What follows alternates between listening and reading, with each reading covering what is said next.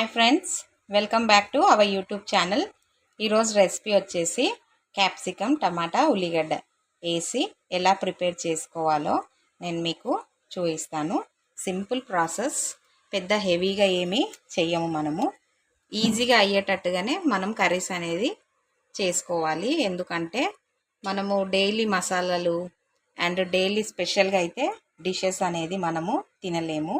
అందుకని చెప్పేసి నేనైతే ఎవ్రీడే నేను సింపుల్గానే కర్రీ ఎలా చేస్తానో నేను అదే మీకు చూపిస్తాను. ఓకేనా?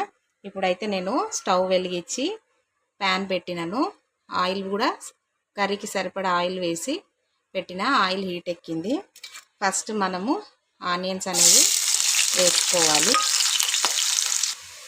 ఇప్పుడు ఆనియన్స్ మంచిగా ఫ్రై అయినాయి కదా, ఇప్పుడు క్యాప్సికమ్ అనేది యాడ్ చేసుకోవాలి.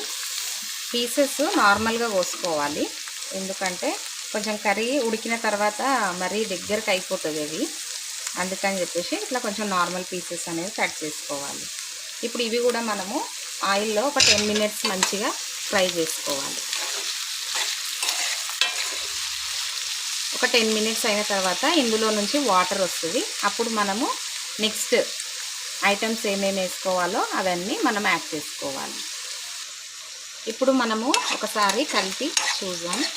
10 మినిట్స్ నుంచి మనము ఆయిల్లో మంచిగా ఫ్రై చేసుకున్నాం కదా క్యాప్సికము. మనము ఇప్పుడే టమాటో అనేది కూడా యాడ్ చేసుకోవాలి, ఎందుకంటే క్యాప్సికమ్ తొందరగా ఉడికిపోతుంది. ఆల్రెడీ మనం 10 మినిట్స్ నుంచి మంచిగా ఫ్రై చేస్తున్నాం కదా ఆయిల్లో. చూడండి, ముక్కలు మెత్తపడ్డాయి. సో ఇప్పుడు మనము మెంతం కూర, నేనైతే పెద్ద మెంతం కూర తీసుకున్నాను, కొత్తిమీర, 2 టమాటోలు ఇప్పుడు యాడ్ చేసుకోవాలి. యాడ్ చేసుకున్నాం కదా, ఇప్పుడు ఇవి కూడా మంచిగా కొంచెము ఆయిల్లో ఫ్రై అవ్వనివ్వాలి.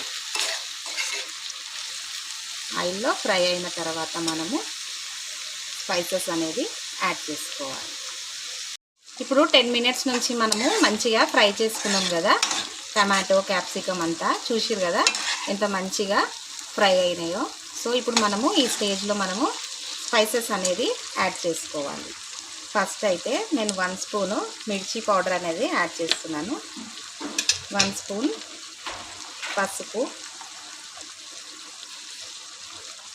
1 స్పూన్ మిర్చి, ఇంకా కొంచెం యాడ్ చేస్తున్నాను 2 స్పూన్స్, 1 స్పూన్ అల్లం పేస్ట్,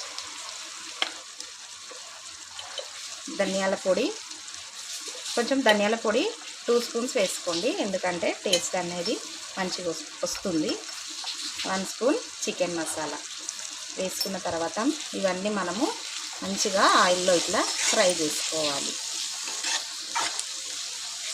కొంచెము ఈ స్పైసెస్ అనేది ఆయిల్లో ఫ్రై చేస్తే మంచిగా ముక్కలకు మసాలా అనేది అంటుకుంటుంది.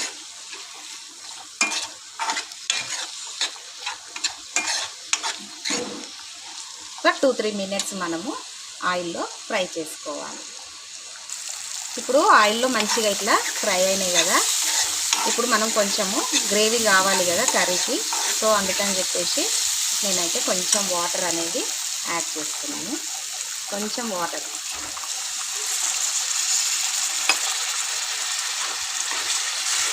ఇట్లా కొంచెం వాటర్ అనేది యాడ్ చేసుకోవాలి.